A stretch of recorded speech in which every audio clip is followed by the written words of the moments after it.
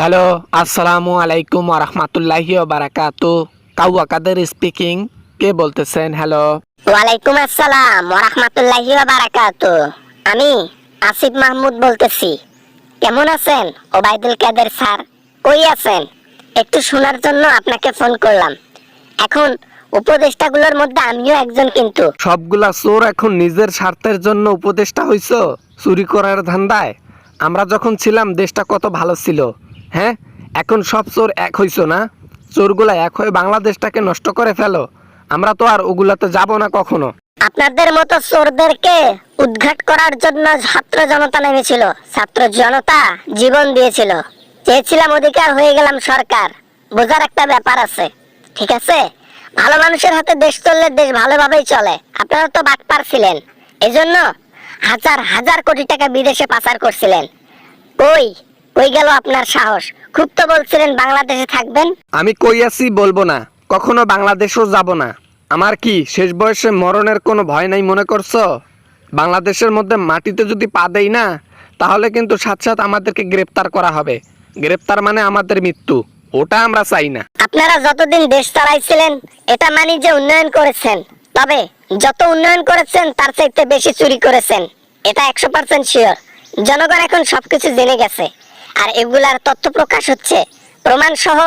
আপনাদেরকে উপযুক্ত শাস্তিরও ব্যবস্থা করা হবে।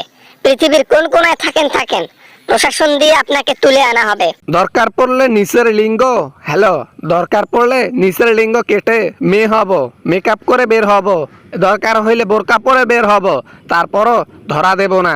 এইটা মনে রাখবা। আমি উবাইদুল কাদের কাউয়া, আমার গিটায় গিটায় বুদ্ধি। প্রবাসীর চোখে পড়িয়েন না কাউয়া। প্রবাসীর চোখে পড়লে কাউয়া রান্না করে খাবে প্রবাসীরা, বলে দিলাম। কোটি কোটি জনতা বাইরে থাকে, দেশের মধ্যে থেকে বাইরে চলে গেছে। প্রবাসী যারা আছে তাদের চোখে একদিন পড়িয়েন, দেখতে পারবেন আপনার অবস্থাটা কি হয়। আমাকে ভয় দেখানোর দরকার নাই। তুমি দেশ চালাও আর চুরি করো আমাদের মতো, ঠিক আছে?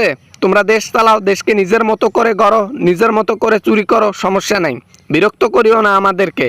আমাদেরকে যে কয়দিন বেঁচে আছি শান্তি মতো থাকতে দাও। চুরি আমরা করব না, এটা প্রতিজ্ঞা করেছি। দেশকে যতদূর এগিয়ে নিয়ে যেতে পারি, যতদিন ক্ষমতায় থাকবো, ইনশাআল্লাহ ততটুকুই আমি আমার বেস্টটা দেব। আর এটা আমি জনগণকে দেখিয়ে দেব যে ছাত্র জনতা দেশ চালাতে পারে কি পারে না, ঠিক আছে? রইল বেঁচে থাকার বিরক্তর কথা। আপনার বিরক্ত তো সবেমাত্র শুরু হয়েছে। যতগুলো মায়ের বুক খালি হয়েছে এগুলার হিসাব দিতে হবে। পীরখানার হত্যার হিসাব দিতে হবে। প্রতিটা কুকর্মের হিসাব আপনাদেরকে দিতে হবে, বলে দিলাম আমি।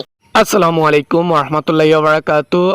আশা করি ভিডিও ভালো লেগেছে, অনেক এনজয় করেছেন। ভালো লাগলে অবশ্যই একটা লাইক করবেন, কমেন্ট করবেন, আর শেয়ার করতে ভুলবেন না, সাবস্ক্রাইব করতে ভুলবেন না। দেখা হবে পরবর্তী ভিডিওতে। ততক্ষণ পর্যন্ত সবাই ভালো থাকবেন, সুস্থ থাকবেন। খোদা হাফেজ।